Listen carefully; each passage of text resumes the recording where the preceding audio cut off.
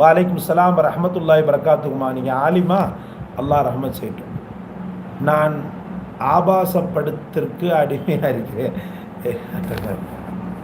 ஒன்றை மட்டும் புரிஞ்சுக்கிறங்கம்மா, நீங்கள் பார்க்கின்ற நேரம் ஒரு கண்கள் உன்னை பார்த்து கொண்டிருக்கு. நீ ஆபாசப்படுத்த பார்க்குறல்ல, உன்னை ஒரு கண்கள் பார்த்துக்கிட்டு இருக்குது.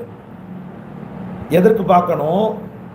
அல்லாஹ் உணர்வுகளை அப்படியே என்ன செய்வான், கொஞ்சம் கொஞ்சமாக ஷைத்தானுக்கு அடிமைப்பட செய்வான்.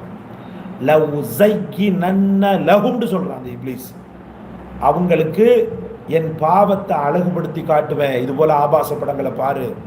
அப்படி பார்க்க பார்க்க உங்களுக்கு என்ன செய்யும், ஆண்மை உணர்வுகள் வந்து கொஞ்சம் கொஞ்சமாக, நீங்கள் பெண்ணாக இருந்தால் பெண்மை உணர்வுகள் கம்மியாகும், ஆண்மை உணர்வுகள் கம்மியாகும், செக்ஸ் மேலே அவ்வளோ பெருசாக நாட்டம் வராது.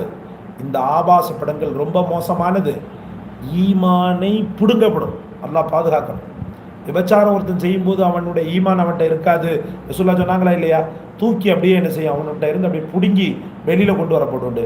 அப்போ கண்களால் ஒரு விபச்சாரத்தை செய்யும்போது எப்படி உனக்கு ஈமான் இருக்கும்? அதனால் அல்லாஹ்விடத்தில் அந்த நிலையில் வஃபாத் ஆகிட்டா என்னுடைய நிலைமை நாளை மறுமை நாளில் எல்லாரும் முன்னாடியும் சபையோர்கள் முன்னிலையில் இப்படி பார்த்தான் அப்படின்னு சொல்லிட்டு படம் போட்டு காட்டினான்னா என்ன செய்ய முடியும் நம்மளால்? அதனால் நாம் பார்த்துக்கிட்டு இருப்போம். நம்மளை ஒரு